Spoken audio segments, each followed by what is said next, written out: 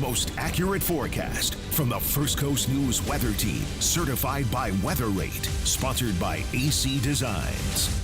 Well, we had our own stormy afternoon and evening here across the First Coast. There's a fairly significant severe weather event taking place up across the upper Midwest, portions of Iowa, Illinois, Wisconsin, and now moving into portions of Indiana and western Michigan here. A potential derecho, which means sustained wind damage and wind gusts of 58 miles per hour or more over a swath of about 240 miles. And there have been a ton of tornado warnings and severe thunderstorm warnings all along this line. The Chicago metro area just had a few about 30 minutes ago, and again, that is now moving towards the South Bend area and eventually towards Fort Wayne and even the Indianapolis area. But thankfully, here closer to home, things are looking much quieter. We did, again, have some of those showers and storms earlier today, but looking much quieter out there across the First Coast now here this evening. So overall, again, this is still going to be packing a punch. I might have to switch clickers here if my clicker does not advance, but we will see yet another round of some rain and storms once again then tomorrow.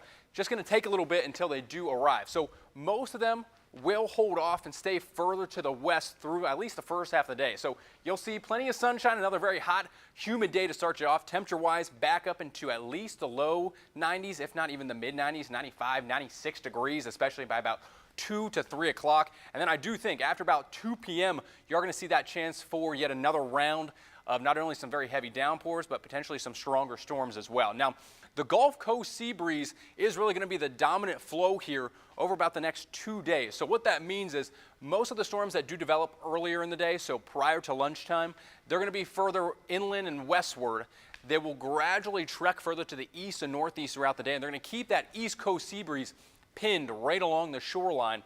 By the time they actually do finally converge, then that'll be later in the afternoon. So 3, 4, 5 o'clock, then you're likely going to start to see some of those stronger storms fire up right along and near the I-95 corridor and many of our coastal areas for, again, both tomorrow and likely Wednesday as well. So isolated stuff earlier in the day further westward.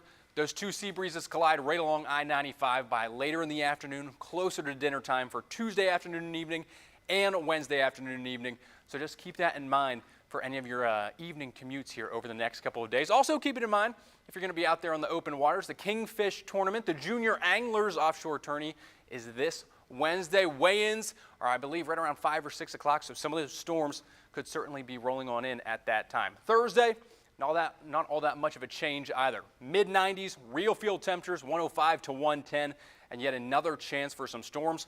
Tropics-wise, things are relatively quiet here over about the next 5 to 6 days. It won't be until the start of early next week we might see a little tropical wave make its way towards the Gulf.